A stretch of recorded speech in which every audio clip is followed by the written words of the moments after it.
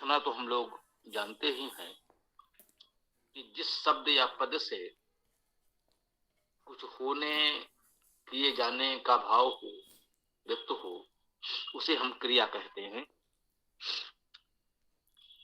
इस मुख्य क्रिया में कहा गया है कि सहायक क्रिया तथा विशिष्ट क्रिया के अतिरिक्त सभी धातुओं से बने आख्यातिक रूप मुख्य क्रिया है।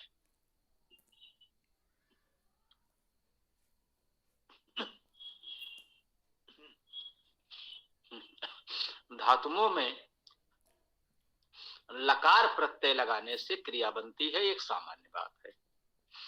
लकार में काल का बोध होता है और इसके विभक्त प्रत्यय पुरुष और वचन के अनुसार होते हैं। तो ये पुरुष और वचन के अनुसार जब लकार प्रत्यय किसी धातु में जुड़ जाते हैं तो वो क्रिया बन जाती है। तो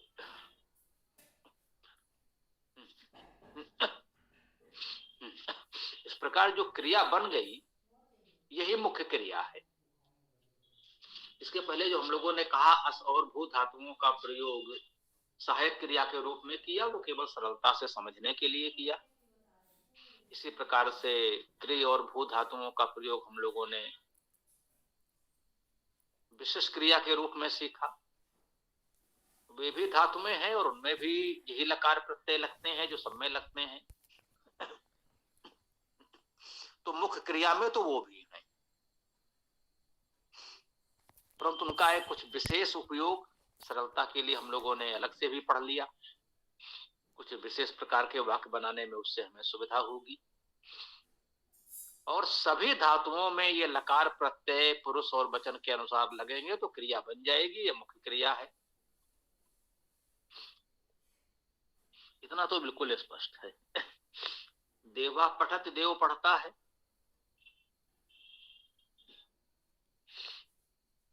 वरुण गच्छति, वरुण जाता है। ये उदाहरण के रूप में दिए गए हैं। तो पठ धातु में अति जुड़ा तो पठत बन गया। गम गच्छ धातु में अति जुड़ा तो गच्छत बन गया। ये मुख्य क्रिया हो गई।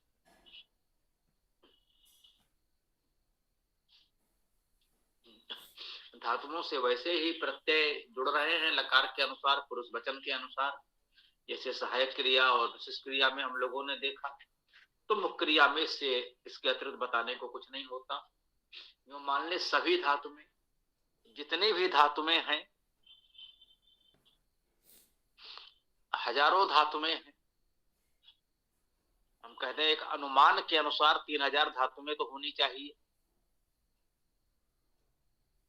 इन सभी धातुओं में लकार प्रत्यय इस प्रकार से लगाकर हम लोग क्रिया बनाते हैं, मुख्य क्रिया बनाते हैं। मुख्य क्रिया ही मुख्य है, ये भी ठीक बात है। आगे सोपसर्ग क्रिया है, इसको समझते हैं तो ये बात और स्पष्ट होगी। मुख्य क्रिया तो रहेगी ही, सहायक क्रिया में भी है, विशिष्ट क्रिया में भी है। मुख्य क्रिया में आशा यही है, कुछ और नहीं है, सीधे सीधे मुख्य क्रिया है। सोपसर्ग क्रिया में उपसर्ग भी लग जाएगा तो वो सोपसर्ग क्रिया हो जाएगी। सा उपसर्ग क्रिया अर्थात वो क्रिया जो उपसर्ग सहित है, जिसमें उपसर्ग भी है।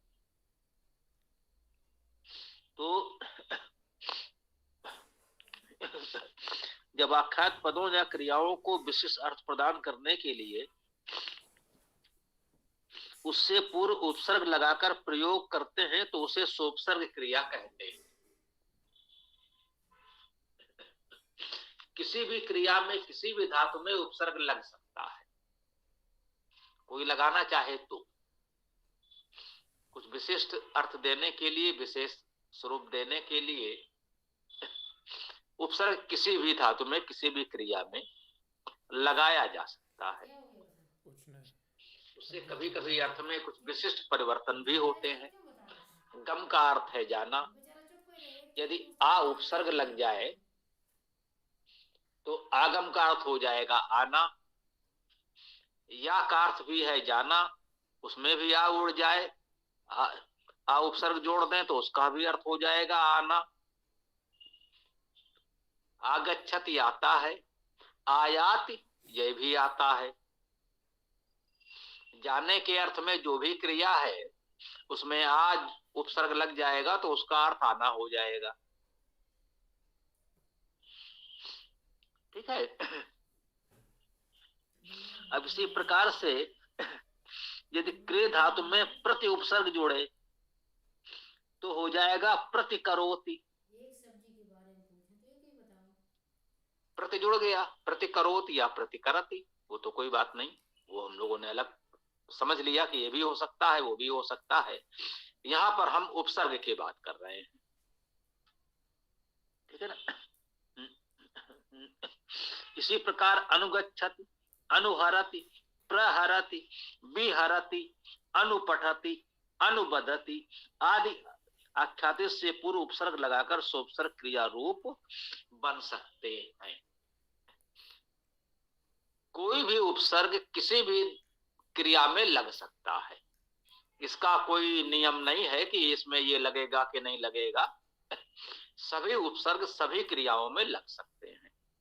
इसमें विशेष बात जानने को केवल इतना ही है कि उपसर्ग जब क्रियाओं में लगते हैं तो वो क्रिया में लगते हैं, धातु में नहीं।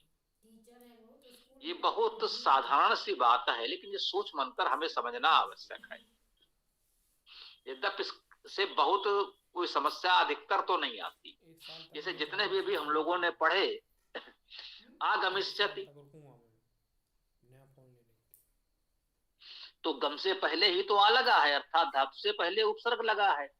प्रतिकरोत में भी क्रिय धातु है, उससे पहले ही प्रति लगा है, तो कोई समस्या नहीं आई। आगच्छति कह सकते हैं, कोई समस्या नहीं आई। अनुपठत कह दें, कोई समस्या नहीं आई। पठ धातु से पहले अनु लगा तो अनुपठति हो गया, बिल्कुल ठीक है। केवल इसमें जो भूल चूक होने की संभावना होती है वो लंग लकार भूतकाल में विशेष रूप से कह सकते हैं। इसलिए क्योंकि लंग लकार भूतकाल में जो आख्यातिक या क्रिया विभक्ति जुड़ता है उसमें एक विशेष बात यह है कि धातु से पहले आ भी जुड़ता है, लघु आ जुड़ता है, तो उसका रूप बना अपठत अर्थात पठा। पठ धातु है, पठ से पठत तो ठीक है, मान लीजिए पठ के पश्चात अत जुड़ गया, पठत हो गया, यहां तक तो ठीक था। अब इस पठत में इस पठ से पहले आ और जुड़ गया तो पूरा जो क्रिया आपकी बनी वो है अपठ। ये जो आ पहले जुड़ा इसको हमने, आपने जिन्होंने पढ़ा है देखा होगा हमारे वेद भाष्य में हमने इसको क्रिया उपसर्ग कहा है। हमने अपने व्याकरण में, अपने वेद भाष्य में, अपने शब्दकोश में इसको क्रिया उपसर्ग कहा है। ये इसलिए कहा है नामिक शब्दों में, संज्ञा और विशेषण शब्दों में भी यही आ जुड़ता है,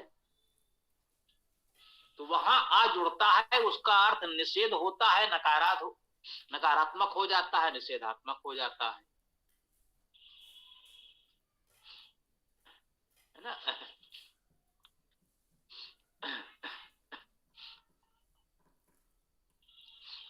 है ना, उसमें जो भी गुण होगा उसका विपरीत हो जाएगा। हमने कहा वो देव है, ठीक बात है, उससे पहले आ लगा दिया तो अदेव हो गया, अर्थात वो देव नहीं है।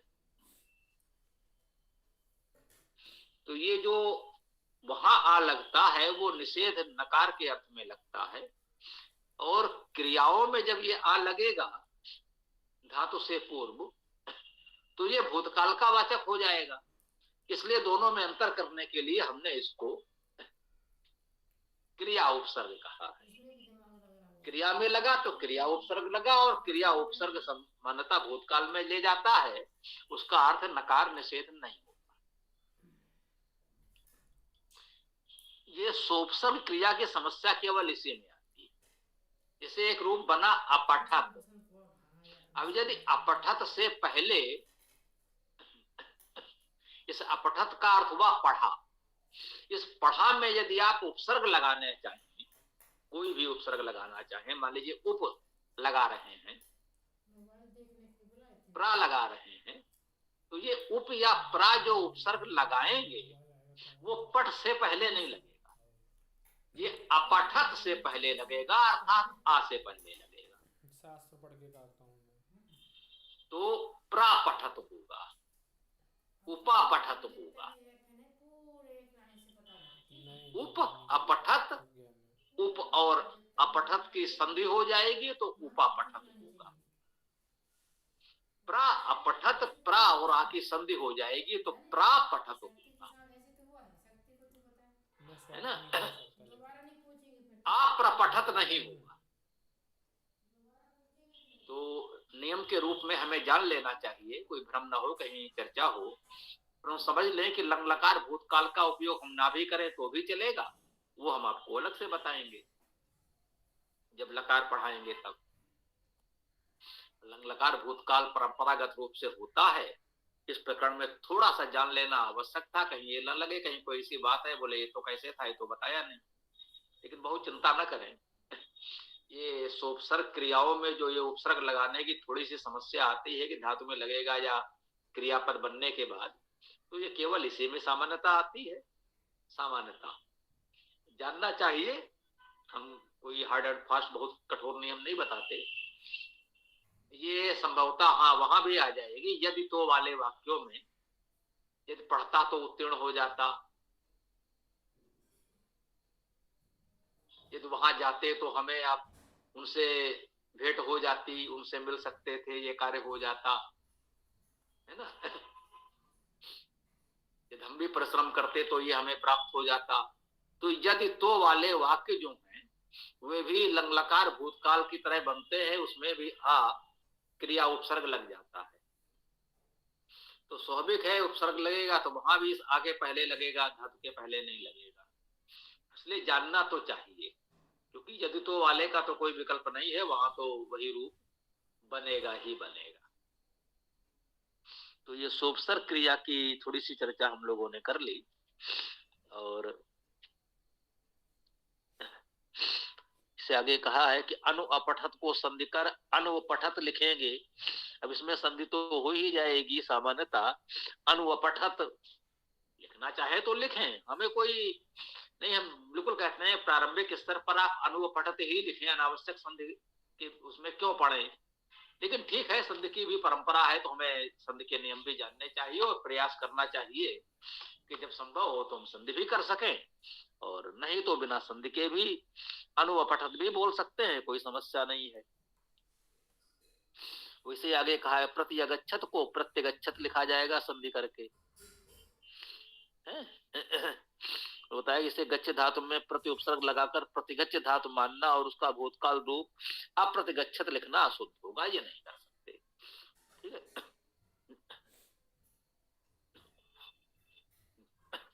इसके पश्चात पांचवा है प्रेरणार्थक क्रिया। प्रेरणार्थक क्रिया का भाव है कि जब क्रिया स्वयं न करके किसी अन्य के द्वारा कराई जाती है तो प्रेरणार्थक क्रिया कहलाती है। तो इसमें सामान्यता मूल धातु में अय जोड़कर फिर आख्यातिक विभक्ति का प्रयोग करते हैं। जैसे हमने कहा सा गमयति, वह जाता है, सा गच्छति, सा गमयति वह भिजवाता है, उसे भेजता है, स्वयं नहीं जा रहा है, किसी और को वहीं भेज रहा है, उसको जाने को कह रहा है ना। गुरु दर्शयति, गुरु जी दिखाते हैं, गुरु जी को स्वयं नहीं देखना है, आपको दिखा रहे हैं कि देखो भाई इस पुस्तक में ये लिखा है या यहाँ पर ऐसा है, तो वो विद्यार्थियों को दिखा रहे हैं, तो ये इस प्रकार की क्रिया होती है।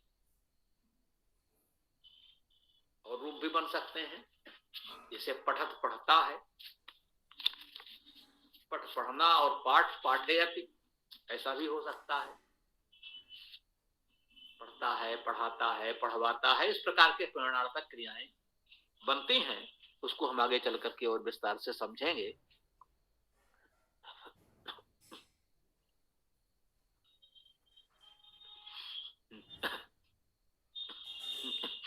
छठा है पूर्वकालिक क्रिया, अर्थात जब एक कार्य करके दूसरा कार्य किया जाता है तब पहले किए गए कार्य में पूर्णकालिक क्रिया प्रत्यय लगता है। अर्थात पूर्वकालिक क्रिया के कुछ प्रत्यय हैं। इसकी वाक्य रचना को समझें। पहले होने वाले की क्रिया की धातु में त्वा या त्या आदि प्रत्यय लगाते हैं तथा बाद में होने वाली क्रिया में आख्यातिक विभक्ति प्रत्यय का प्रयोग करते हैं। ये त्वा या त्या आदि जो प्रत्यय लगेंगे इससे वो नामिक शब्द बनेगा या अव्यय बनेगा, जो भी हो, क्रिया नहीं बनेगी। ये विशेष बात है, वो अव्यय हो जाएगा।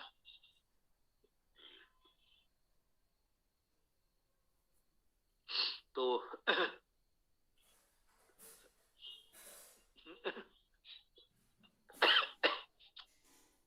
जैसे कहा भोजनम कृत्वा विद्यालय गच्छ, विद्यालयम गच्छ, भोजन करके विद्यालय जाओ।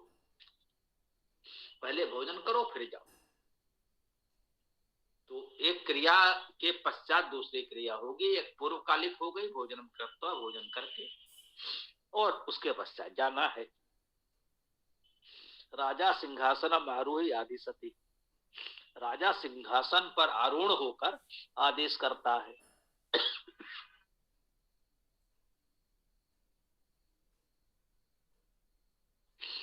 है ना। अत्र आगत्य बदत, यहां आकर बोलो।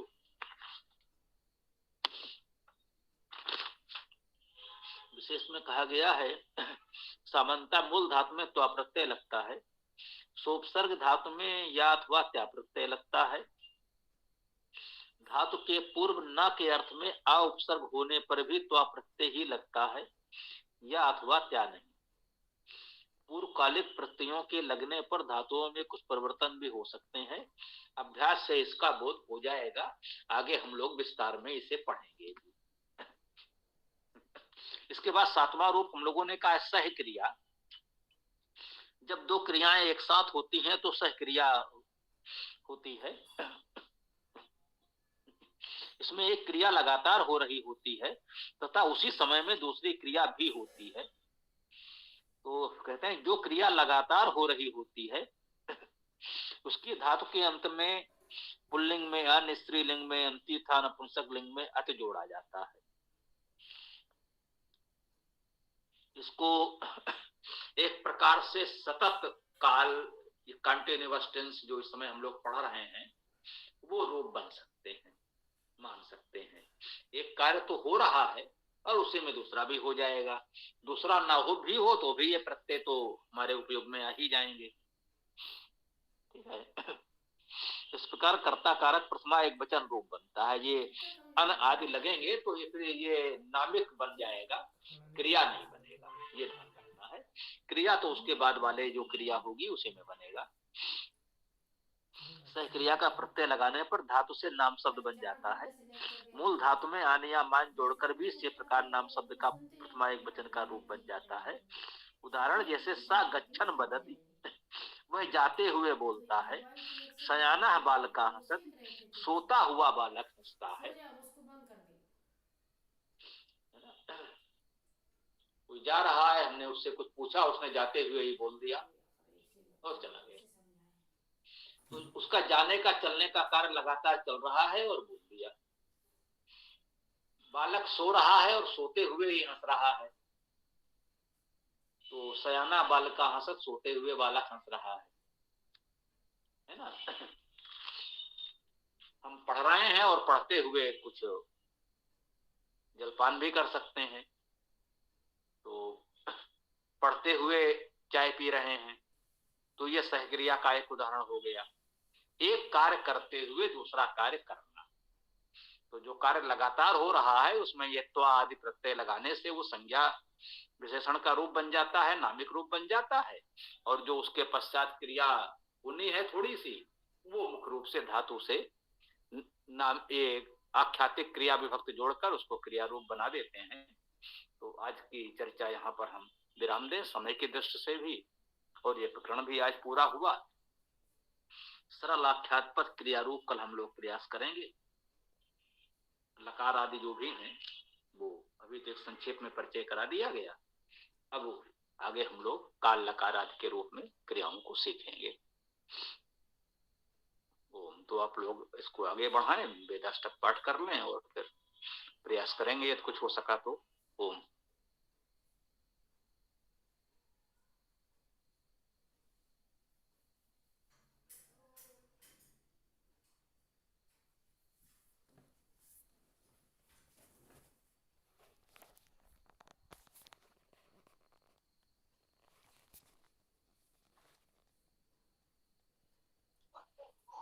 ऋग्वेद प्रथम मंत्र।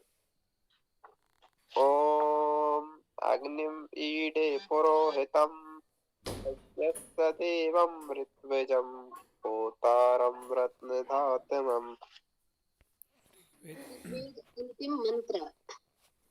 ओम समानी वह आकृति समाना हृदयानि वह समानम अस्तु वो मनः यथा वह सुसह असति।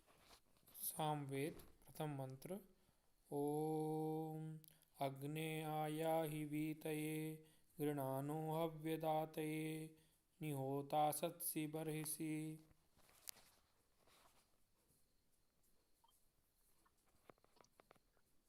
ओम सामवेद अंतिम मंत्र। ओम स्वस्ति न इंद्रो वृद्धस्रवाः स्वस्ति न पूषा विश्ववेदाः स्वस्ति न ताक्ष्र्यो अरिष्टनेमिः स्वस्ति नो बृहस्पतिः दधातु। धन्यवाद।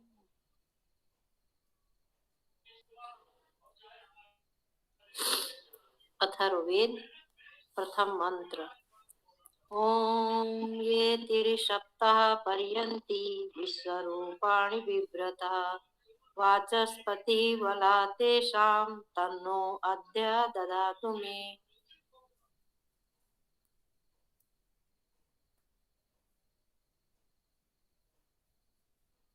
अथर्ववेद अंतिम मंत्र। ओम पनायं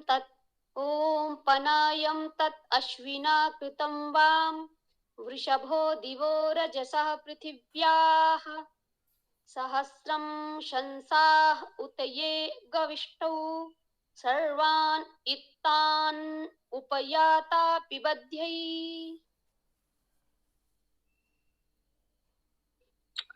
यजुर्वेद प्रथम मंत्र। ओम इसे त्वा ऊर्जे त्वा वायवः स्थ देवो वह सविता प्रार्पयतु श्रेष्ठतमाय कर्मणे आप्यायध्वम् अज्ञाय इंद्राय भागम प्रजावती अन्मीवाह अक्षक्षमाः मा वा स्तेन ईशत मा अघसंसो ध्रुवा अस्मिन् को पतौ स्यात् बहुपि यजमानस्य पशून् पाहि। यजुर्वेद अंतिम मंत्र।